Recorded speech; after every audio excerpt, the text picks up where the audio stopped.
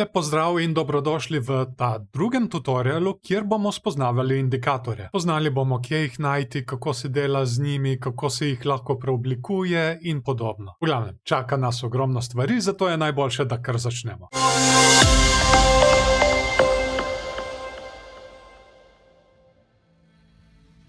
Pred sabo imamo nov, svež graf z dvema indikatorjema, da najprej spoznamo vrste le-teh. Poznamo namreč dve vrsti indikatorjev. Prva vrsta so prekrivni ali overlay indikatorji. Tile se namreč izrišejo kar na cenovnem grafu in ga prekrivajo. Podobno bi bilo, kot če bi čez graf dal folijo z dodatnimi črtami. Med te indikatorje štejemo razne moving average, ichimoku, logaritmične krivulje in podobno. Druga vrsta, kot pa vidimo tukaj, so pa oscilatorji. To so tehnični indikatorji, ki imajo svoj lokalni minimum in lokalni maksimum, med katerima se gibajo, imajo svoj ločen panel in jih lahko pozicioniramo pod ali nad cenovni graf. Med te naprimer štejemo MACD, Moneyflow, Stochastic RSI in tudi RSI, ki ga vidimo tukaj in sodi med najbolj priljubljene. Ta dva indikatorja bom zdaj odstranil, da lahko začnemo od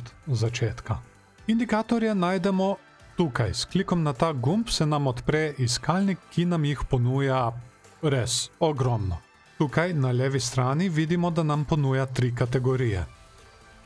My scripts oziroma moje skripte, če ste morda sprogramirali kako svojo. To bomo morda imeli v kakem drugem videu. Potem imamo built-ins ali že vgrajene indikatorje, ki jih ponuja sam TradingView. In na to imamo še community scripts. To so skripte oziroma indikatorji drugih uporabnikov. Torej, trenutno smo na built-ins, kot vidimo, in imam tukaj razvrščene vse vgrajene indikatorje in razporejene po abecednem vrstnem redu. Če kliknem na community scripts, se enako razvrstijo indikatorji uporabnikov. Tukaj so tudi dodatni podatki, kot na primer uporabniško ime avtorja in koliko všečkov je njegovo delo dobilo od drugih uporabnikov. Tukaj imamo še 3 podkategorije. Izbor urednika, top in trending. Če gremo na primer pod top, dobimo razporejene po všečkih, torej od največ všečkov do najmanj. Če gremo pod trending, pa dobimo indikatorje, ki so trenutno najbolj v trendu. Pojdimo nazaj na izbor urednika. Ko gremo z miško čez katerikoli indikator, se nam prikažejo dodatne opcije. Če gremo skrajno desno, imamo 2 ikonici. Desna tukaj je preberi več in če kliknemo na njo, nam prikažejo opis uporabnika, kjer ponavadi obrazloži, kako indikator deluje in kako se ga uporablja.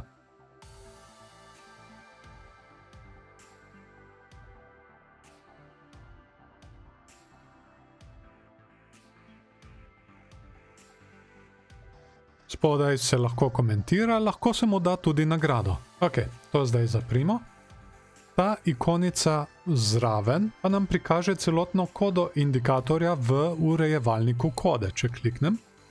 Tukaj lahko sami vnesete svoje spremembe ali dodatke, če imate morda kaj programerske žilice in na to shranite kot svojo skripto. Tega trenutno ne rabimo, bom kar zaprl s klikom na ta tab.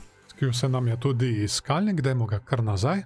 Pojdimo še enkrat z miško čez ta indikator. Na levi strani se nam prikaže zvezdica in če kliknemo na njo, se naš izbrani indikator shrani med priljubljene. Doda se nam tudi nova kategorija tukaj, favorites, oziroma priljubljeni, kjer lahko dostopamo takoj in brez problemov do svojih priljubljenih indikatorjev. Zdaj, indikatorjev je res malo morje, zato če najdemo kakega, ki nam je res všeč, je res najbolje, da ga damo med priljubljene. Ker potem vemo, kako je, se ne spomnimo imena in nas ne reši niti iskalnik. Ko smo že pri iskalniku, pa dajmo ga kar uporabiti, recimo, da hočem na graf dodati EMA.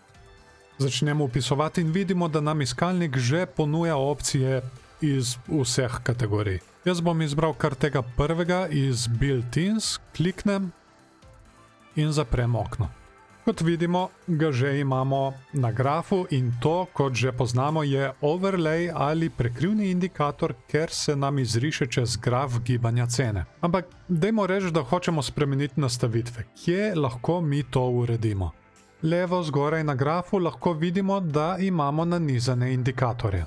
S klikom na to puščico jih lahko skrijemo, če nas motijo, in odkrijemo nazaj, ko jih potrebujemo. Prvi indikator, ki ga vidimo, je volumen. To so tile stolpci tukaj spodaj in je vključen po defaultu. Nas zanima EMA.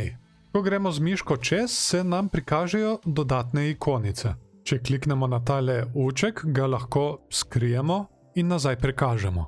To so nastavitve, preko tega lahko urejamo kodo indikatorja, s klikom na križec pa ga odstranimo. Ampak to so le glavne opcije. Če kliknemo na te 3 pikice, se nam prikažejo prav vse. Lahko si na primer urejamo tudi alerte. Mi želimo urediti nastavitve, zato kliknem na to ikonico.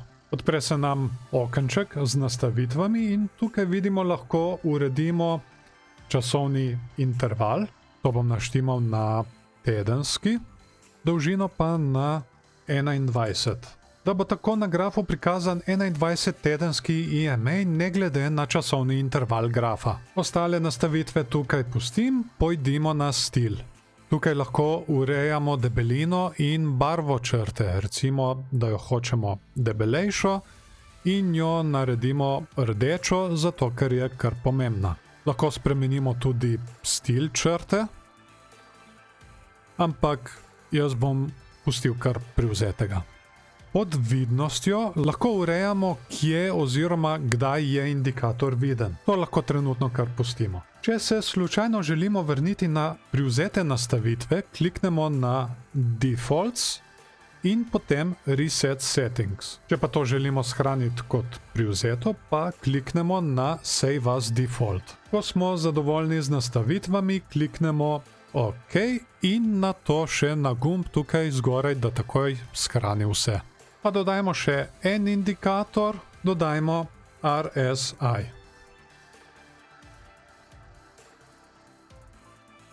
No, tale, kot že vemo, je oscilator, ima svoj panel in svoj lokalni minimum in lokalni maksimum, med katerima se giba. Pa dodajmo še enega, to je Stochastic RSI. Verjamem, da ste na ta pogled že vajeni, tak prikaz imam ponavadi v videih. Če grem z miško čez katerega koli izmed naših indikatorjev, se nam tukaj na desni pojavijo gumbki. S puščicami lahko indikator pomaknem gor ali pa nazaj dol, lahko tudi nad graf, če nam je tako lažje oziroma boljše. Dajmo ga kar nazaj dol. S klikom na križec pa lahko indikator odstranimo. Zraven je še en gumbek in če kliknemo nanj, se naš indikator razširi čez celotno območje grafa. Kliknemo ponovno gor in se vrne nazaj v svoj panel. To lahko preprosto naredimo tudi z dvoklikom. Dvoklik in dvoklik. Te panele se lahko tudi poljubno povečuje in pomanjšuje s tem, da primemo in potegnemo tole vmesno linijo.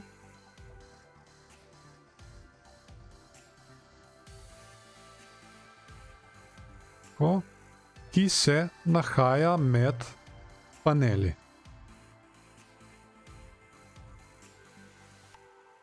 Dajmo to nazaj. Če kliknemo na indikator, moramo prav na indikator, ali pa če gremo z miško čez ime indikatorja, se nam tudi tukaj prikažejo dodatne funkcije. Pa recimo, če gremo kar na RSI, ker imamo že kliknjenega, s klikom na uček ga lahko skrijemo in ponovno prikažemo. Tukaj imamo nastavitve, potem ponovno lahko pogledamo kodo in dodamo svoje modifikacije. Če na primer kliknem, zdaj bom to ponovno skril, s klikom na križec pa ga odstranimo. Potem so še 3 pikice, preko katerih se nam prikaže polni meni. Isto se nam prikaže, če na indikator kliknemo z desnim gumbkom miške. Dajmo reči, da hočemo spremeniti RSI nastavitve. Kliknemo na ta kolešček in prikaže se nam novo okno. Trenutno nas zanimajo inputs. Tukaj lahko ponovno spreminjamo časovni interval, pa dolžino, recimo, da jo hočemo spremeniti na 21. Pod stilom je tudi ogromno nastavitev.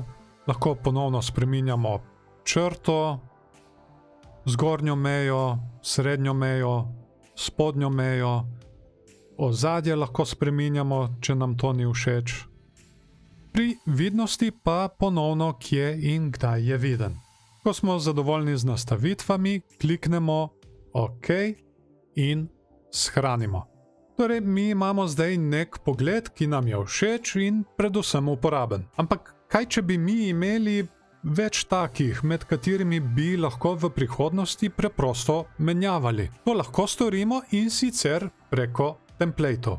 Če kliknem na gumb Templates, lahko vidimo, da jih nekaj tukaj že imamo. Najprej bom kliknil na Save Indicator Template, da shranimo to, kar trenutno imamo. Vpišem ime. Imamo tudi možnost, da shranimo simbol in interval, česar zdaj ne bomo. Kliknemo Save. In če kliknemo zdaj še enkrat gumb Templates, vidimo, da ga imamo zdaj med opcijami, katere lahko izberemo. In zdaj lahko na enem grafu menjujem različne template. In imam tako lahko več pogledov iz več zornih kotov na enem grafu. In če grem na drugi graf, lahko delam isto. Če tega templata morda ne potrebujemo več, grem samo ponovno pod Templates, grem z miško čez naš shranjen template in samo kliknem tale križec zraven. In damo Yes. Pa pojdimo še en korak dalje in naštimajmo eno primerjavo oziroma korelacijo kot indikator. Vajo že poznamo iz prejšnjega tutorial videa. Kliknem na Compare in v Search bom upisal USDT.D. To je dominanca tetra na kriptotrgu. Gremo z miško čez in tokrat kliknemo na New Pane gumb. Zapremo to okno in prikaže se nam nov panel s črtnim grafom dominacije tetra na kriptotrgu. In kar vidimo tukaj je v bistvu negativna korelacija. Ko gre cena Bitcoina gor, se dominanca tetra spušča in obratno, ko gre cena Bitcoina dol, se dominanca tetra viša.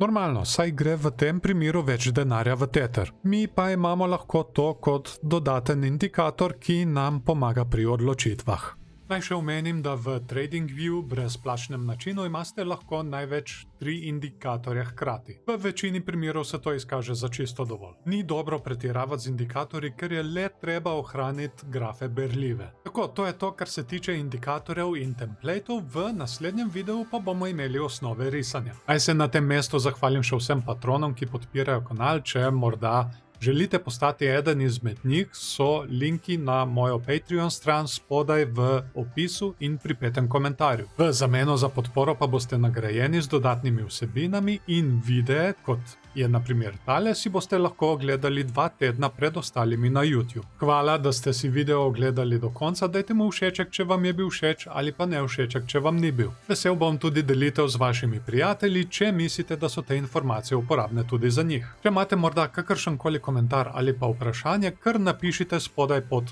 komentarje in z veseljem podebatiram z vami. Ne pozabite se tudi vpisati na kanal in nastaviti obveščanja, da vas bo YouTube takoj obvestil o novih videih. To bo to za danes, želim vam lep dan še naprej, imejte se fajn in se vidimo v naslednjem videu.